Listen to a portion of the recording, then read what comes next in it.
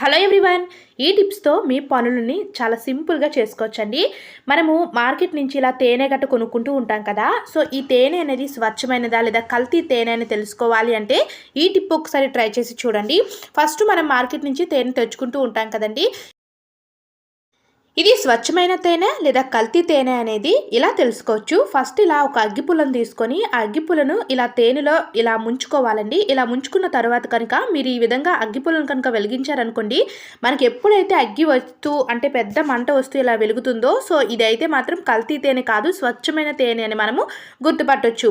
అలా కాకుండా మనకి ఏమైనా ఇందులో బెల్లం పాకం కానీ సో వాటర్ అలాంటివి ఏవైనా ఇందులో మిక్స్ చేశారనుకోండి, మనకు అలాంటప్పుడు అగ్గి అనేది వచ్చే ఛాన్సే ఉండదు. సో ఒకసారి మీరు ఇలా ట్రై చేసి చూడండి. మనకి ఈ సీజన్లోని జలుబు దగ్గు అయితే పిల్లలకు కూడా ఈ తేనె పడుతూ ఉంటాం కాబట్టి సో ఎప్పుడైనా సరే స్వచ్ఛమైన తేనె తీసుకోవడమే చాలా మంచిది, మనకి హెల్త్కి కూడా చాలా బెటరు. నెక్స్ట్ మనకి ఏంటి అంటే ఈవినింగ్ అయ్యేసరికి దోమలన్నీ కూడా ఇంట్లో నిండిపోతూ ఉంటాయి కదండి. సో మనం విండోస్ క్లోజ్ చేసుకున్నా డోర్స్ క్లోజ్ చేసుకున్నా సరే దోమలు అయితే మాత్రం ఏదో ఒక మూల నుంచి వచ్చేస్తూ ఉంటాయి కదా. సో దోమలు వచ్చాయి అంటే మాత్రం మనం ఇలాంటి జెట్ కాయిన్స్ గట్టి వెలిగిస్తూ ఇంట్లో ఉంటూ ఉంటాము. ఇలా జెట్ కాయిన్స్ కొనేటప్పుడు మనకి స్టాండ్ అనేది ఇస్తూ ఉంటారు. సో అలాంటి స్టాండ్ ఏమైనా సరే ఇంట్లో లేకపోయినా లేదా పిల్లలు పడేసినా సరే దీన్ని ఎలా యూజ్ చేసుకోవాలనేది చూద్దాము.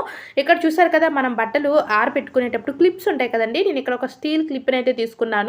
ఇలా ఒక క్లిప్ని తీసుకొని ఇలా వీడియోలో చూపిస్తున్నట్టు మనం ఇలా కాయిన్ అయితే ఇలా పెట్టుకొని మనం స్టీల్ క్లిప్ని ఈ విధంగా నించుని పెట్టేస్తే అది ఇలా స్ట్రైట్గా నిల్చుంటుంది. సో ఇప్పుడు మీరు దీన్ని యూజ్ చేసుకోవచ్చు, ఎలాంటి ప్రాబ్లం అయితే ఉండదండి. సో ఎప్పుడైనా సరే స్టాండ్ లేదు అనేటప్పుడు ఈ టిప్ ట్రై చేసి చూడండి.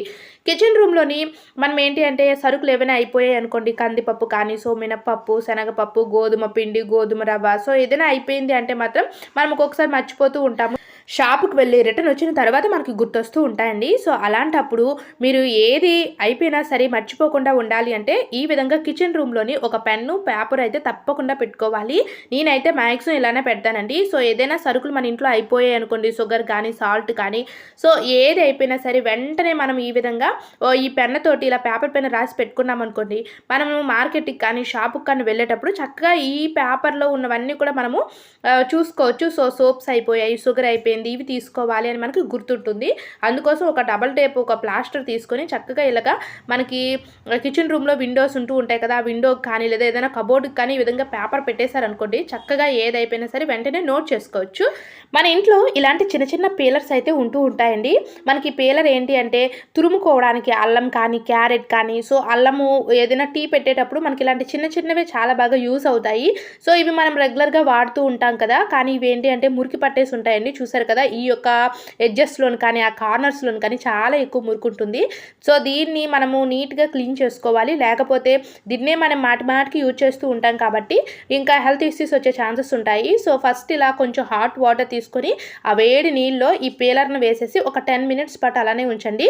10 మినిట్స్ కంప్లీట్ అయిపోయిన తర్వాత ఏదైనా విమ్ లిక్విడ్ కానీ లేదా మన గిన్నెలకు యూజ్ చేసుకునే సోప్ కానీ తీసుకొని ఈ విధంగా ఇలాంటి స్క్రబ్బర్ తీసుకొని ఇలా క్లీన్ చేసుకుంటే చాలు. మనకి మురికి ఏదైనా ఉన్నా సరే ఆ కార్నర్స్లోన ఆ లోపల పేరుకుపోయిన మురికి అంతా కూడా నీట్గా క్లీన్ అయిపోతుంది. తర్వాత మీరు ఎప్పుడైనా సరే దీన్ని యూజ్ చేసుకోవచ్చు. సో 15 డేస్కి ఒక్కసారి అయినా సరే ఇలా క్లీనింగ్ అనేది తప్పకుండా చేసుకోవాలండి. చూసారు కదా ఇక్కడైతే ఎంత నీట్గా క్లీన్ అయిపోయిందో. మనం ఇక్కడ హాట్ వాటర్లో వేయగానే ఆ లోపల ఉన్న డస్ట్ ఏదైనా ఉన్న అంతా కూడా రిమూవ్ అయిపోతుంది. నెక్స్ట్ మనము ఏ కర్రీలోకైనా సరే ఉల్లిపాయ అయితే కోస్తూ ఉంటాం కదా. సో ఉల్లిపాయని కట్ చేసేటప్పుడు కళ్ళంట నీళ్ళు కళ్ళ మంటలు అయితే వచ్చేస్తూ ఉంటాయి. సో ఉల్లిపాయ కట్ చేసే ముందు ఇలా ఒక ప్లేట్లో పెట్టుకొని ఫ్రిడ్జ్లో ఒక 10 మినిట్స్ పాటు అలానే పెట్టండి.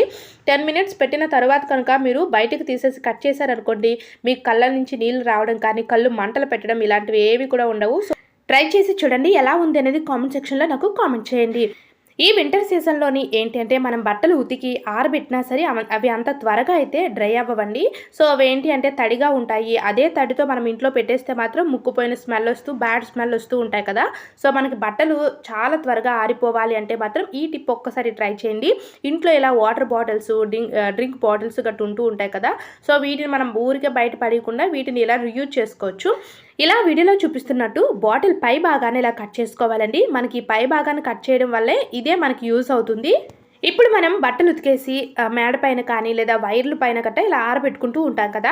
ఆరబెట్టుకునేటప్పుడు క్లిప్స్ ఏమైనా ఉన్నాయి అంటే ఓకేని, కానీ క్లిప్స్ ఏమీ లేకపోయినా లేదా గాలి ఏదైనా వేసిందంటే బట్టలు క్రింద పడిపోవడం లేదా బట్టలన్నీ కూడా దగ్గరికి కూడిపోయి మనకి ఇక బట్టలు అయితే అస్సలు ఆరవు. ఆ విధంగానే ముద్దగా మెత్తగా అయిపోయి ఇంకా తడిగానే ఉంటాయి కదా. సో అలాంటప్పుడు మనం ముందుగా కట్ చేసి పెట్టుకున్నాం కదా ఈ బాటిల్ పై మూతుంది కదా. సో దాన్ని ఈ విధంగా బట్టలకి వెనక వైపు ఇలా పెట్టుకోవాలి. చూసారు కదా, బట్టలు వెనక వైపు అలా పెట్టేసి మనం బాటిల్ మూత ఎలా అయితే బిగించుకుంటామో ముందు వైపు వచ్చి ఈ విధంగా బాటిల్ క్యాప్ని ఇలా బిగించుకుంటే మనకి బట్టలు అనేవి పడిపోకుండా చాలా త్వరగా ఆరిపోతాయి.